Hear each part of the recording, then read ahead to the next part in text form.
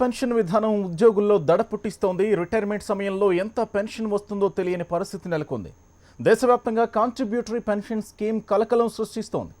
కష్టపడి జమ చేసుకున్న డబ్బులను స్టాక్ మార్కెట్కు తరలించడాన్ని పెన్షనర్లు తప్పుపడుతున్నారు. తమ హక్కుల్ని కాలరాయొద్దంటూ ఉద్యోగులు ఉద్యమ బాట పట్టారు. నిజాం కాలేజీలో జరిగే బహిరంగ సభకు భారీగా తరలివచ్చారు.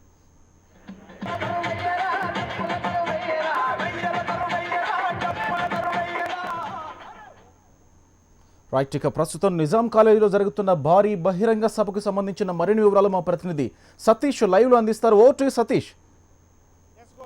Telangana state contributory pension scheme employees association ఆధ్వర్యంలో నిజాం కాలేజీలో మరికొద్దిసేపట్లో మొదలయ్యేటటువంటి శంఖారావానికి సంబంధించి పెద్ద ఎత్తున కూడా ఉద్యోగ ఉపాధ్యాయులందరూ కూడా తరలి రావడం జరిగింది. మరికొద్దిసేపట్లో ఇక్కడ సభ ప్రారంభం కానుంది. అయితే తమకు గతంలో ఉన్నటువంటి పెన్షన్ విధానాన్ని పునరుద్ధరించాలని 2004 తర్వాత వచ్చినటువంటి ఈ విధానం వల్ల తాము ఎంతో కోల్పోతున్నామని చెప్తూ కూడా పెద్ద ఎత్తున ఇక్కడికి తెలంగాణ రాష్ట్రం నుంచి కాకుండా చాలా మంది ఇక్కడికి రావడం జరిగింది. అదేవిధంగా దేశంలో ఉన్నటువంటి ఈ స్కీమ్కి సంబంధించినటువంటి ప్రతి రాష్ట్రానికి సంబంధించినటువంటి అధ్యక్షులు కూడా ఇక్కడికి కోరుతున్నటువంటి అధ్యక్షులందరూ కూడా ఇక్కడికి రావడం జరిగింది. మనతో పాటు దీనికి సంబంధించినటువంటి వాళ్ళు ఉన్నారు. సార్, ఏంటి ముఖ్యంగా ఈరోజు నిజాం కాలేజ్ సభలో ఇంత పెద్ద శంఖారావాన్ని వేలాది మందిగా ఉద్యోగులను ఇక్కడికి మీరు రావడం జరిగింది, ఏంటి ముఖ్యంగా మీ ఉద్దేశం ఏంటి?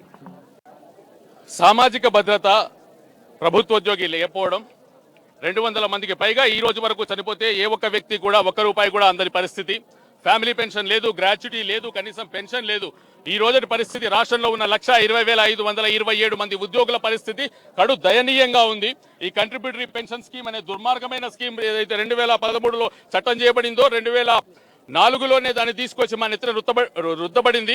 దాని కారణంగా ఎన్నో కుటుంబాలు విచ్ఛిన్నమైపోయాయి. 1000కి పైగా మంది ఇప్పటికి ఈ రోజుకి రిటైర్ అయి ఉంటే వాళ్ళలో ఏ ఒక్కరికి కూడా ₹1 పెన్షన్ కూడా రాని పరిస్థితి. రేపు పొద్దున ప్రభుత్వోద్యోగి అనేవాడు రోడ్డు మీద పడి అడుక్కునే పరిస్థితి కంటే దారుణమైన దయనీయమైన పరిస్థితిని ఏ ఒక్కరూ కోరుకోకపోవడం ద్వారానే ఎన్నో రోజులుగా జిల్లా స్థాయిలో, గ్రామ స్థాయిలో, మండల స్థాయిలో, పట్టణ స్థాయిలో బైక్ ర్యాలీలు, రకరకాల ఉద్యమాలు, ఎన్నో కార్యక్రమాలు చేసిన తర్వాత విసిగి వేసారి కనీసం మా గొంతుకను రాష్ట్ర రాజధానిలో నడిపొట్టున ప్రభుత్వానికి కానీ, పాలకులకు కానీ, ప్రజలకు కానీ, లోకానికి కానీ, దేశానికి కానీ వినపడాలన్న ఏకైక కాంక్షతో ఈ రోజు ఈ జనసందోహం అనేది నిజాం కాలేజ్ గ్రౌండ్స్ చేరుకుంది సార్.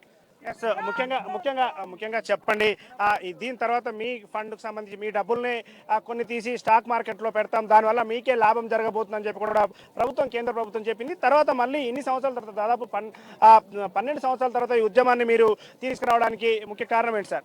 12 సంవత్సరాలుగా దాన్ని వేచి చూసి ఆ 12 సంవత్సరాల్లో ఎంతో మంది రిటైర్ అయితే కాసుల కొద్దీ, గంపల కొద్దీ, టన్నుల కొద్దీ, లారీల కొద్దీ డబ్బు మీ ఇంటికి చేరుతుంది సిపిఎస్ స్కీమ్ ద్వారా అన్న విషయం వాళ్ళు చెప్పారు. కానీ జరిగింది ఏమిటంటే కనీసం ₹1000 కంటే తక్కువ పెన్షన్ వచ్చే ఈ రోజు పరిస్థితిని మేము గమనించిన తర్వాత, చనిపోయిన కుటుంబాలన్నీ రోడ్డు మీద పడ్డ పరిస్థితిని చూసిన తర్వాత, ఎన్నో కుటుంబాలలో తల్లులు, తండ్రులు, వాళ్ళు ముసలి తల్లిదండ్రులు రోడ్ల మీద అడుకునే పరిస్థితి వచ్చిన తర్వాత, 6 నెలల పిల్లలు, 7.5 పిల్లలు, 2 ఏళ్ల పిల్లలు వాళ్ళు కనీసం పాలిగి ఏడ్చే పరిస్థితి వచ్చిన తర్వాత, ఇన్ని జరిగిన తర్వాత కనీసం ఉద్యోగ ఉపాధ్యాయులు అనేవారు సామాజిక చేతనతో కూడిన ఒక వ్యక్తి అయినప్పుడు ఆ వ్యక్తి ఏ విధంగా కామ్గా ఊరుకుంటాడు సార్? ఈ రోజు తప్పనిసరి పరిస్థితిలో రోడ్డు మీదకి రావాల్సి వస్తుంది. రోడ్డు మీదకి వచ్చి తనకు కావాల్సిన హక్కులు సాధించుకోవాల్సి వస్తుంది. ఈ రోజు జరగబోయేటటువంటి సభకి మీరు ఉద్యోగస్తులు కావచ్చు, ఉపాధ్యాయులు వేలాదిగా తల్లి రావడం జరిగింది.